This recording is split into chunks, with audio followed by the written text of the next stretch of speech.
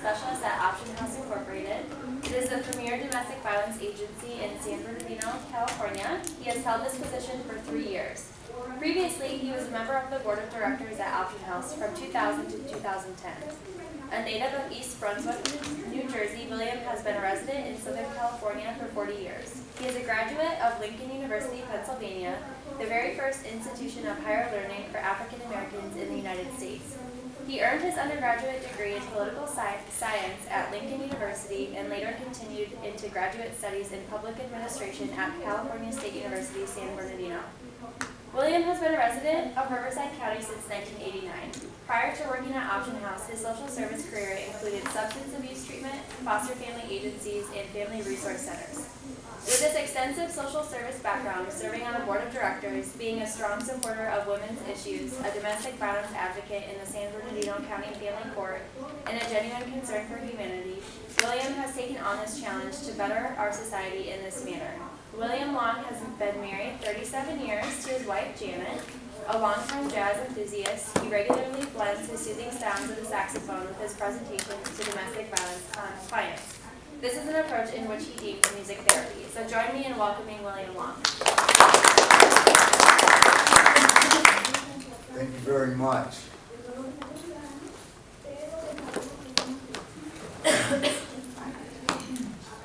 We come from different backgrounds here, I'm quite certain. So please understand and be understanding this is a very sensitive topic. And so we're all not at the same levels of this understanding. So what will take place is some basic understanding about domestic violence because of the tragedy in it all.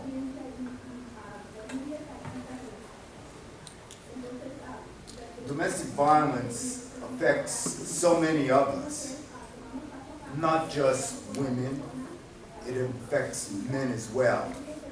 The number is very high. 1 out of every 4 women in our society is a victim of domestic violence, an intimate partner violence, a relationship between her spouse, loved one, ex, and it affects men as well. The number is much smaller. 1 out of every 9 men are victims, and that's not just because of it being turned over. She's turned and lashed out at him, but sometimes the woman is the abuser and the man is the recipient. But it's just not reported as much, you can imagine. Not as frequent because of the stigma in it all. But it's reached an epidemic proportion in our society. It's sad, but it must be negotiated, talked about, and that's what we're doing right here today. And on top of it all, who does it affect the most but the children? The children are the ones who are most affected. So why are we here? Why are we here talking about this? Because it needs to be hashed out. It's a problem that so many in society don't want to face. I refer to it as the skeleton in the closet. It's something that you don't talk about, you don't discuss. We know it's there, you try to ice over it. We also see it as something that the couple, that beautiful couple we saw earlier, something between them that they'll have to work out. But it's not that way at all. We should get involved, and that's what my presentation is, about us not ignoring this, but facing it. Our own family and friends, co-workers. When you know something, just ask. Just be a help to the person. It means a lot, just speaking. So that's what it's about. It's a tragedy, as I spoke of, not affecting just women. And that's the sad point. So often we think it's a woman's issue, that women have to take care of this matter only. But that is not true, and that's why I'm here, to let people know that men have a voice in helping out And that's what I've been doing at Option House for 15 years. Domestic violence knows no boundaries. It's a crisis that affects us all sectors of society, ethnicities, socioeconomic groups, whether you're heterosexual or homosexual. It crosses all sectors of society, regardless of your income, race, creed. It goes beyond what some people think the norm is, that, oh, it's just poor people living in this area of town. But it's not so. If you paid attention to the news media, so often a lot of people and influential politicians and celebrities are all involved in this as well. So we have to face these matters and come to terms with it. The definition of what is domestic violence. What are we speaking of here? Domestic violence is the abuse perpetrated by one person in an intimate relationship or marriage solely to gain and maintain control over the other partner.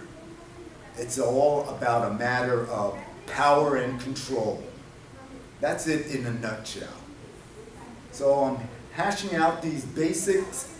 Excuse me if I'm preaching to the choir. There's social workers in here. Yeah. There's students of this. The people have gone through this and will get to things at another level. And this is a fine level in which to get to. The forms of domestic violence. And I have handouts, by the way, for you all at the end, describing what pertains to these various aspects of domestic violence.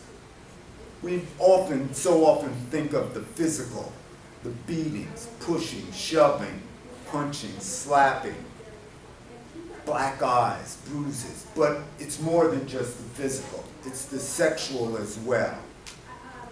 The violation of your body. Just because you're married doesn't mean you can just penetrate and violate this body. I speak to many people on a weekly basis, many women, and I try to uphold the fact that you're a queen. This is who I am. No means no, even to your man. Now is not the time. It's not the right time. And this has to be understood. And on the reverse side, maybe the time is right, but this hatred that goes on in domestic violence, just being an evil person, that other half doesn't want to be pleasant to you and therefore restrains from having sex with you. So not having sex as well. This is a form of that violation. Psychological, just mind games, playing mind games with you, making you think that one thing, you always have to try to outthink the person. That's what the lives of domestic violence revolves around. Emotional, the stress and trauma that people have to live with, walking on eggshells in your own house, not knowing what the person is up to, demanding what you're doing, seeing your cell phone, where are you going, where have you been, who is that? Just walking in the aisle of the grocery store, somebody walking by and just politely smiling at you, and your other half now is on your case. Who was that? I know you. You must be up to something with him. And it's not true. It's not true at all. And what I say every time raises eyebrows. How did you know my story? It's heard over and over. Economic. You can understand that easily. Financial. Somebody always wanting to have that control and power over what is going on in the home with the finance. You may be the breadwinner, and yet still the other half is taking the money and determining what you're going to do with it. But it should be a well-budgeted home in which we all share and understand.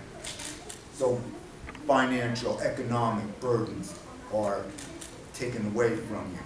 As well as a new one that's not on my list to be handed out to you, cyberbullying, in which through the use of the internet and social media, a person will take pictures of you, and therefore now maybe you were in the nude and you didn't even know that the pictures, look what I've got, thrown it in your face that if you don't do such and such, now I will show this to your friends and your family and embarrass you. So another chain in which to keep the person tied down and controlled. Domestic violence, again affecting 1 out of 4 women in our society. Somewhere in their lifetime will be a victim of domestic violence. That means many people, someone in this room, many people in this large facility today were affected by this. And there's somebody affected by it right now. This is an escape for somebody, just to be away for these hours at work. And sad to say, 75% of the homes had children living in them when this was taking place. A devastating effect on the children. In the United States, these acts of violence, primarily the women. 36% of the women of the victims of domestic violence were women, and 33% men. These are just the reported cases, understand? You could be sure that many more men were probably also violated, but because of the stigma of domestic violence and because of their pride, their male ego, they're not going to admit to this problem and come forth with help. The California Department of Justice reports that 113 domestic violence fatalities were committed in 2008. That was the last year this information was available. And of those deaths, 88% were women, 12% men. I'd like to add also, as a side note, California State Legislator Richard Roth from Riverside here successfully passed 2 bills this year, SB 870 and SB 883, which involve the protection of survivors of sexual assault, especially in regards to strangulation, because strangulation is a means by which so many abusers use, and it shows you the harshness of all of this in terms of what they do, because they got such a grip on the person's life that they feel they can do whatever they want. So they made some extraordinary moves to prosecute when strangulation is involved. Domestic violence, people are asking, well, what is it? How did this happen? It began so nonchalantly, quietly. I have information on that as well. Many of you familiar with that cycle of violence, how it starts out very peaceful in that honeymoon stage, and it escalates. sometimes quickly, sometimes very right before your eyes, what happened. But it is excruciatingly painful for so many people to face, and they don't know what to do, they don't know where to run for help, and that's why you have agencies such as Option House. So too few in our country. Here in San Bernardino County, there are only 7 domestic violence agencies such as Option House. Option House is the only domestic violence agency serving those victims only within the 25-mile radius. And it's just a small, humble operation, 32-bed shelter. Sad to say, it remains full most of the time. Not to discriminate, no discrimination because of age. It is open to males as well, but they don't come forth as often. In the 15 years that I've been there, there's been 1 male served at the safe house. And I'm proud to say that one person came as the other parents, he came with his children. So where did it come from? It's a learned behavior. People learn as they have lived, as they grew up. This is all they know. So much so that people believe this is the way of life. They learned it from their parents, they've seen their neighbors and friends. They don't see it as being any different. What's wrong? And that's not only the male, but females as well. They've seen this done, well, what the heck. And now you come across this and you fall into the same ranks. This is the way it goes. It's the same way as what my parents taught me. Maybe not verbally, but in your head. Oh, you're stupid. Oh, you're dumb. You won't amount to anything. You're fat. You're ugly. Oh, you only speak this language. You'll never get there. So stay where you are and take it. But it's wrong. Talked about it being a skeleton in the closet. And these are some of the things that go on in domestic violence. People don't understand. They also think that it's about anger management, and that kind of abuse. But it's not anger management. It's not rage. It's a well thought out plan. It's something that's diagnosed and thought of over and over and time again. How to humiliate and blame and point the finger at the other person to make them feel superior. Again, I feel that I have pointed out the fact that I'm talking victim and the abuser, or the one who causes the harm. You haven't heard too much of the pronouns, him, her, she, because it takes place between 2 females, 2 males, as well as the person doing the harm being female and the one receiving it being a male. So don't be misguided, despite the numbers, despite the fact that men may feel superior and do have a strong arm in this society. Don't be misled into thinking that it can only be one way, and it is not.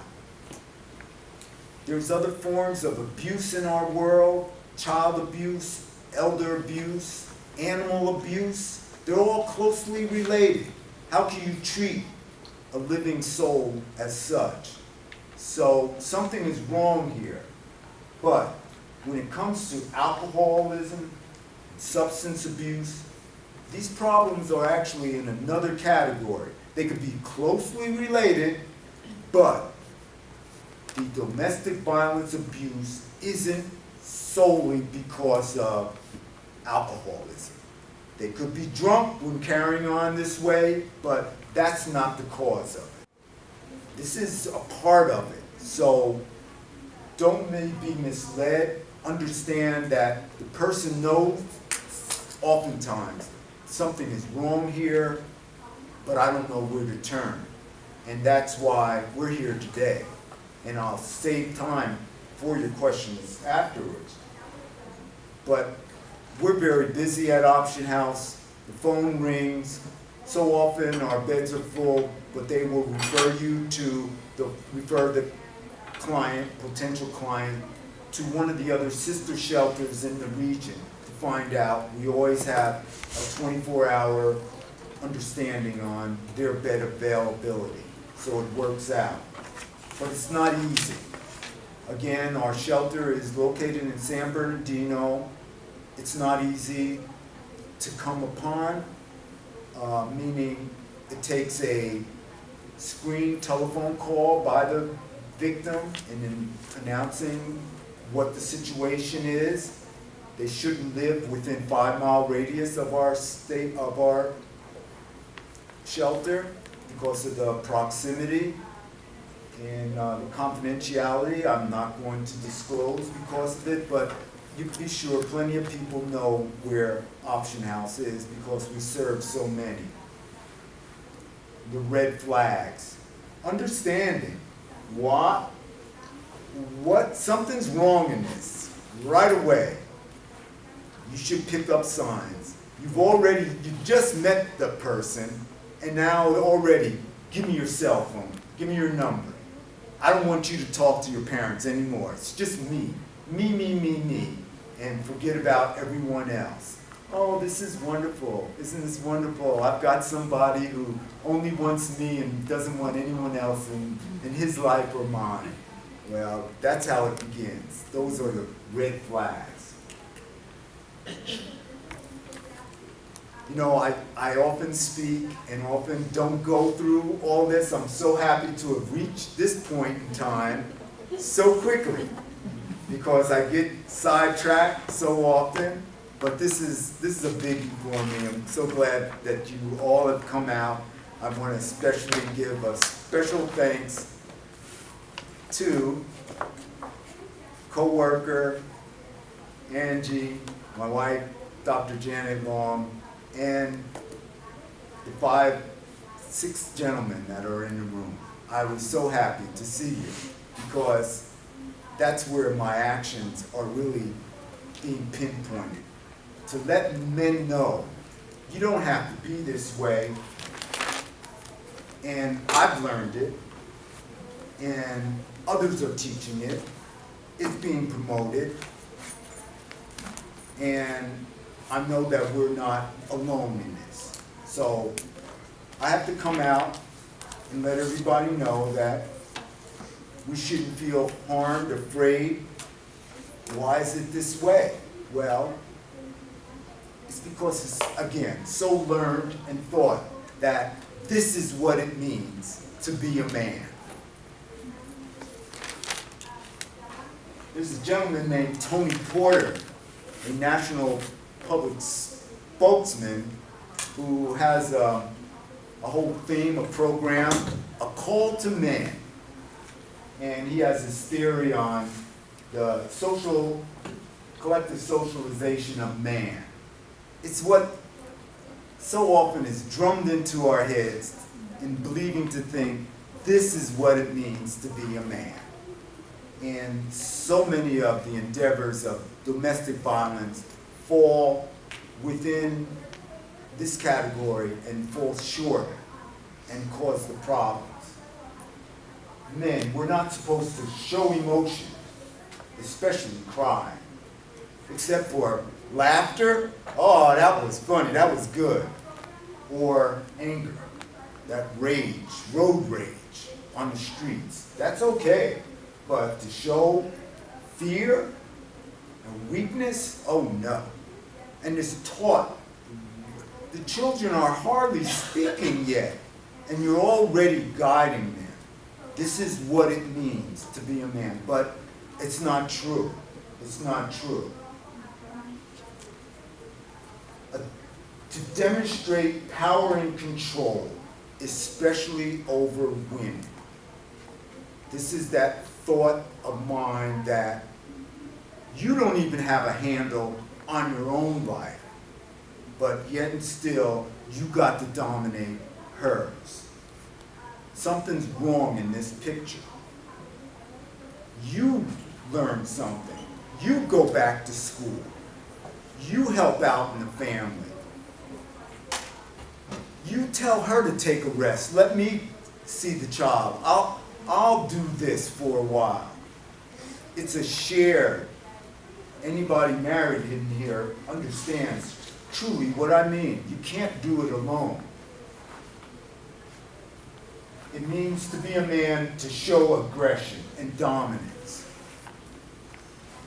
And again, and not to reiterate that it has to be only men, but the dominant force in a relationship, so often that person always has to be the one making the rules. I'll determine what is said and done, who speaks, when, what's on TV, where we go, what church we'll attend, what you will do, all of these things in life.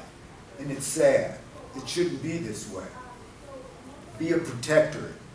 Be the protector. You know, it's good to feel protected. This is a good thing.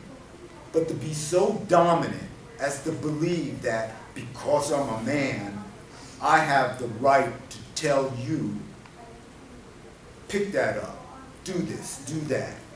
And that's what goes on in people's lives. The boys are taught from a very young age, Little League, elementary school, don't be like a girl. Don't be a sissy. And therefore, this stigma rings throughout their life, and it's a poor thing that's done. We think it's cute, but it is not. Pulling hair of the girl is not a cute thing to do. That's what leads, that's where it starts. It begins in the early rounds, in those phases. And just by Mr. Porter and his program and what we're doing here and others elsewhere who don't know about domestic violence or Tony Porter, they're still understanding that this isn't the way I want to raise my son. This isn't the way I want my daughter to be raised and wind up eventually with some guy treating her this way. You don't want to be that way. Oh, to be heterosexual and not homosexual. That's again, just like being a falsehood. We are who we are. Get over it. Probably the oldest in the room. It took a long time for me to face some of the changes in this LGBT community, but you have to learn to live with this and understand. Be tough, athletic, show strength and courage. You know, all of these are very sound, very good points in life. It's good to be tough and athletic. You can't go mountain climbing, you can't be a Boy Scout, you can't be a soldier and be withdrawn and soft-skinned. There's nothing wrong, believe it or not, despite being 122 pounds. I was once very athletic. I played football. I was on not the defensive team going after them, but what's the opposite side? Offense. Offense. I was the running back. So I was scooting, running away from them. But I was very fast. And the coaches, opposite coaches would always let the team know.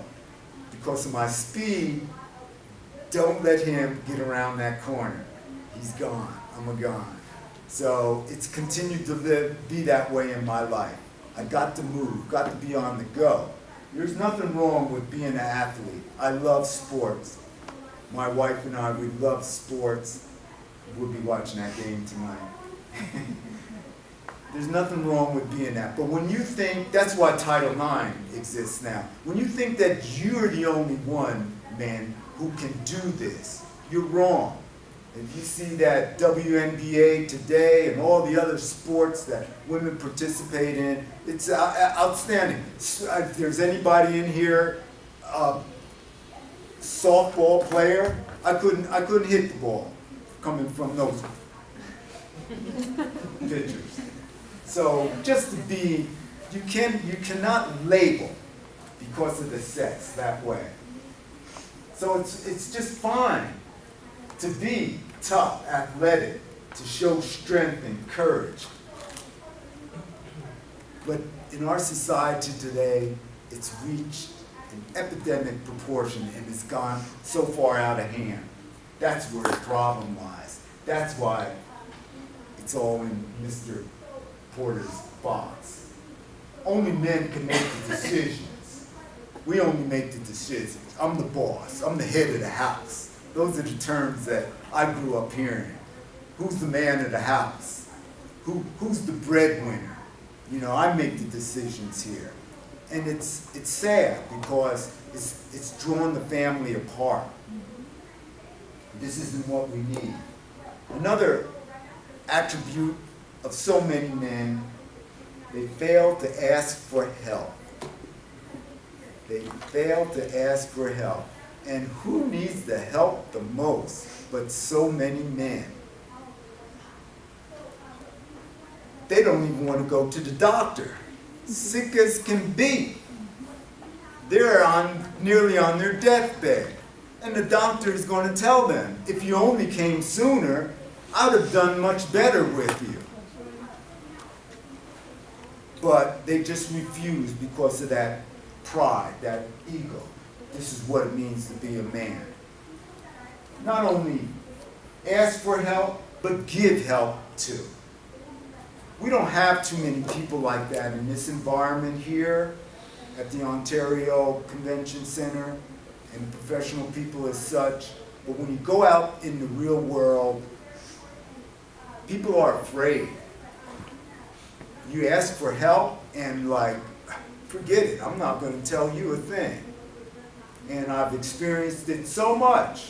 I'll never forget my own case moving in for 25 years ago to the Inland Empire. I was unaware of the barber shop in Riverside and asked people, I must have asked about 10 people, where is the barber? As in the black barber shop. And people looked at me like, you must be crazy, you know? I think they thought I was asking for some drugs. That was a key password or something, needed something else. I was asking for somebody named Barber. Barber, maybe they had misunderstood my New Jersey accent, and that was Barbara. I don't know where Barbara is, man. Get out of here. Maybe because they just didn't cut their hair anymore, but it took a while before I was directed to the barber shop. You know, and that's because people just didn't want to help. It's sad. Directions. Driving around in circles. I know you have your GPS these days, but in my day, it didn't exist. And I need the map. I had to pull off the roadside and ask for help. If not, you're going around in circles, which so many people do in life. And worst of all, viewing women as property or an inanimate object. These are the thoughts that precede people's minds, both men and women. Because I had the pleasure of meeting Tony Porter on 2 occasions. He came and spoke here at Cal State San Bernardino 2 years ago, and I was honored to talk to him then, but even more so just 3 months ago, he and his group came out to Los Angeles, a very small setting, and I spent time with him. And in speaking with him in a group of this size, I got to learn that so many men understand all about his theory and how we want to change this picture of men in society. And also in particular, me in domestic violence, or if anybody's in the social work field, it's not easy to do. It's a very emotional setting that not too many men are really equipped to do. And you could be a student of social work and then get out there and really find going out there and getting into the people's lives as such is not an easy matter with all the problems that they have. And so that touchy-feely, emotional type of work of a social worker just sometimes isn't cut out for men who are more into analyzation and numbers and even mechanics, but not the emotion side. But there is a place for men in this, and it's good for us to be there. It's good for the men too, for the women to hear from men as myself that not all men are dogs. Not all men are wife beaters. They're all not bad. As it was said this morning, not all cops are bad. I had a negative attitude about police officers in my day, but when I came out here to the Inland Empire and somebody had broke into my house and I could feel their presence still there, and I had to call on the sheriff, boy, was I happy to see that cop. So there's good and bad on all sides. It is true. So how can we fix this problem? It's by getting boys and men engaged in this critical time. Illustrate that men can lead without being the oppressor of women. There are only 42 domestic violence agencies in California. Can you imagine how many animal shelters there are? Not that I'm against animals at all. They're needed. But when it comes to this issue, again, you all take care of that yourselves. We'll look after your child, but you have to take care of your woman. And as I spoke, there are just far too many employed in this field. Again, it's not easy to do, to come into a workplace environment as a domestic violence shelter. A strong background would be needed in social work, psychology, public health, ideal locations. But everything isn't so stigmatized as it was 40, 50 years ago. To be a nurse, you had to be a female. Only a woman could care that much and touch and take care of you. Whereas today, we know it's not true. And think of all the other various professions, flight attendant, on both sides of the fence. Politicians, once before, all male. But now, we nearly had our first female president. Senators, legislators, CEOs. So the roles, the whole aspect is turning in life. So I'm so proud that the next click, I could have seen what was coming up. Question and answers. That means I've reached my time. I even get the numbers. I was supposed to be told that you're getting close to the end, but I'm good to go, and I'm so glad because I could be a talker. So that means more time for answering more of your questions. Is there any questions? Are there any questions? Is there a model that we could follow or a curriculum that we could use? Me, for example, I work at a research center and we are looking to find ways of how we can engage fathers and children's education and also be more involved. And obviously this is, I mean, like you said, it's more of something they learn, something they've done and seen as they grow up. So is there something besides, how do we engage men and boys? Yeah. One of my, like I said, just Back then, one income was fine, okay? And what I noticed is in today's generation, as back then, domestic violence existed, but I witnessed neighbors beating up their wives, but they didn't leave them wow. back then. Yeah. And now I see, as we all know, the single family, the single parent household, right?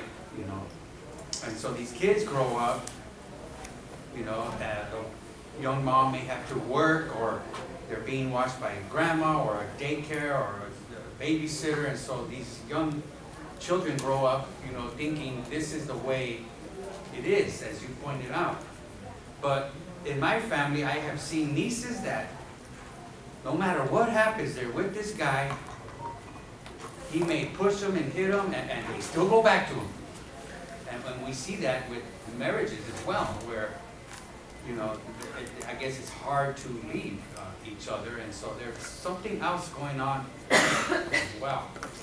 I really feel, as you pointed out, thank you very much, as you had indicated, I touched on that. It's something that's deep ingrained, that people believe that's all there is, because that's all they've seen. This is life. You are what you have seen. You haven't seen it any different. And also, many of you, somebody has traveled outside this country, somebody may have been born here.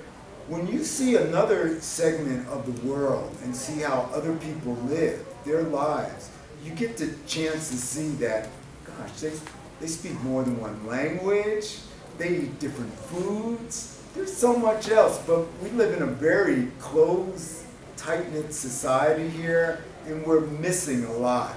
And we think that's all there is. And that's what takes place there in those domestic violence relationships. People think that's all there is.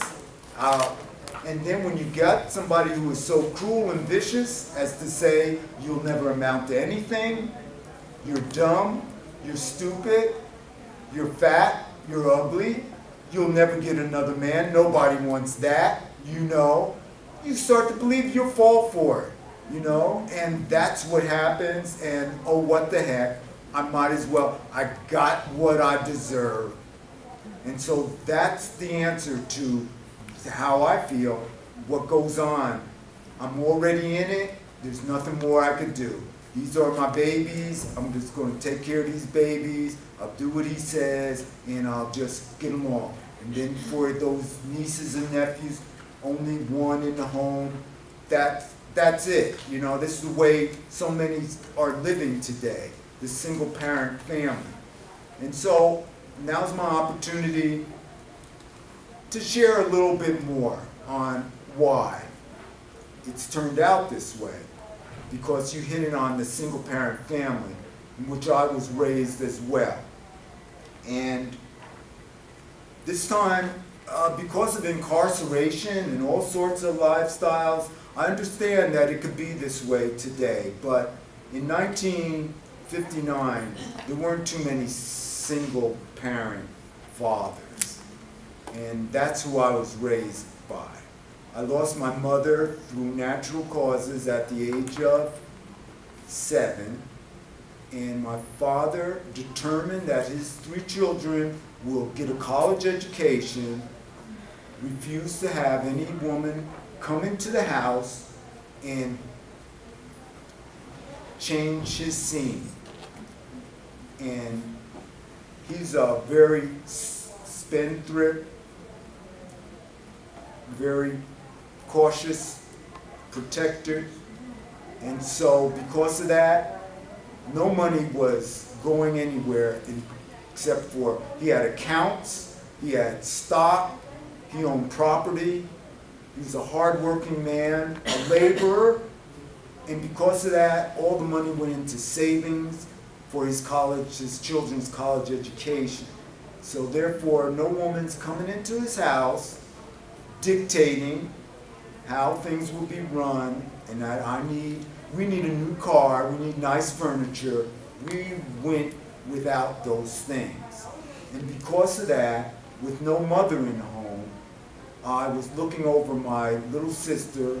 The older one was out into college already. And so from age 9 until college, through college, it was pretty much my sister and I, we were latchkey kids. And so that's why I have this, again, protectorate on a good side, looking after those children in daycare, family resource centers, domestic violence agency, often around women, because being in a home with no mother, I lacked some of those things, and therefore had to make up for them by doing my own cooking, cleaning, ironing, looking after my sister. And so I was a little parent. It turned out to be a big help, because I also had to do other things like the other kids did too. I love baseball, sports, music, which continues to influence my life. I played a saxophone and flute, and I share with the women in the shelter. I did it that time, women. I share with the clients in the shelter my music through a form I call music therapy. Just some soft, soothing music, because as you know, music can be so soothing. And people don't get a chance to hear live music. When did you last hear a violin, cello, quartet? You know, we don't get to see these things, hear these things. So I found this is another great release. So Boy Scouts, my father had us doing everything. Boy Scouts, summer camp, band, all these things. So I'm blessed. And it was later on in life, here in the inland area, I learned, share this, do this. I didn't realize it really until a few years ago, that it's my calling. So go ahead and do it. People like it, and share, and help, and show.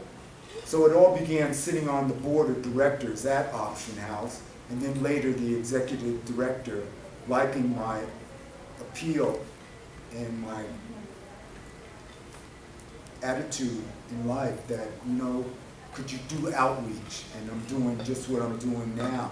And I want us all to continue to think, grow, touch, and share. Yes?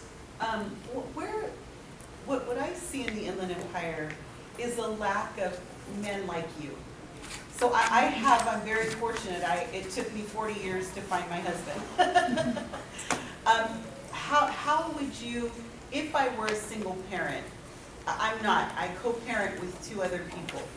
If I were a single parent, where would I find a healthy mentor like you that is not going to molest my son, but that, I love what Rick Fox says, the former athlete, healthy love is what he provides to his daughters, right? Because if you're from that environment, I'm from Pomona, and my dad, musician, in and out of the home, how did I know better? I had brothers, I had pastors, I had the neighbors in the 70s, right? Nowadays, you don't know. So how do you, I'm a helicopter parent with my sons. They're 13 and 14. And I ask all the 5 questions. I want to know who they're with. I want a video camera there. I want to know that they're not going to be touched in the wrong way, right? Yeah. How do you find that? If I were a single mom, how would I find that? Does anybody else have an answer?